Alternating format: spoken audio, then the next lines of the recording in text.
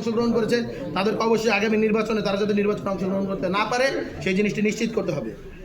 সেই সাথে আমরা নির্বাচন কমিশনকে আহ্বান করেছিলাম, আপনাদের যেহেতু একটি স্বাধীন তদন্ত কমিশন গঠনের এখতিয়ার রয়েছে, আপনারা এই তদন্ত কমিটি গঠন করুন। তারা বলেছে যে বৃহত্তর জায়গা থেকে নির্বাচন, যেহেতু একটি কমিশনই গঠন করা হয়েছে, তাই আমরা কমিটি গঠন করতে আপাতত জায়গা থেকে চাচ্ছি না, আমরা কমিশনের রিপোর্টের দিকে তাকিয়ে রয়েছি। তবে আমরা আহ্বান করেছি অবশ্যই আপনাদের কমিটি করতে হবে, কমিশন কমিশনের মতো চলবে, কমিটি কমিটির মতো চলবে। এবং এই ক্ষেত্রে আমরা একটা জিনিস স্পষ্ট করে বলতে চাই, যদি হলো গিয়ে এই ধরনের কমিটি এবং কমিশন রিপোর্টগুলোর দিকে আমরা নজর রাখবো, যদি তালবাহানা করা হয় বাংলাদেশের রাজপথে জবাব দেওয়া হবে। এবং আপাতত লিগ্যাল নোটিশ এটা আসলে প্রাইমারি স্টেপ, আইনের প্রতি শ্রদ্ধাশীল জায়গা থেকে ইনিশিয়াল স্টেপ হিসেবে আমরা এটা দেখছি।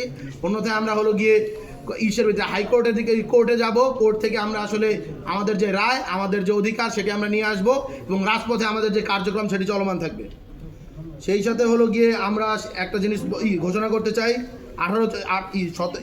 14, 18 এবং 24 নির্বাচন নিয়ে এই তদন্ত কমিশন হয়েছে, তার কমিশনার শামীম হাসনাইন সাহেব, তার সাথে আমরা অবিলম্বে কথা বলবো, যোগাযোগ করব এবং এই রিপোর্টটা কেন দেওয়া হচ্ছে না তার জন্য তার থেকে আমরা জবাব চাইব। এবং আমরা রাজনৈতিক দলগুলোর ক্ষেত্রে একটা জিনিস দেখতে পাচ্ছি, আওয়ামী লীগের যে ভোট, so called quote unquote Awami লীগের যে ভোট, আওয়ামী লীগের যদি বাংলাদেশে ভোটই থাকতো তাহলে তাদের আসলে ভোট রিগ করার আসলে কোনো প্রয়োজন ছিল না, তাদের আমিডামি নির্বাচন করার প্রয়োজন ছিল না, তাদের কখনো হলো গিয়ে ভোট চুরি করার প্রয়োজন ছিল না। বাংলাদেশে তাদের ভোট নেই বলেই তারা ভোট চুরি করেছে, প্রশাসনকে রাষ্ট্রযন্ত্রকে ব্যবহার করে, রাষ্ট্রযন্ত্রকে কারাপ্ট করে তারা নির্বাচন খেলা খেলে বাংলাদেশের মানুষের অধিকার হরণ করেছে।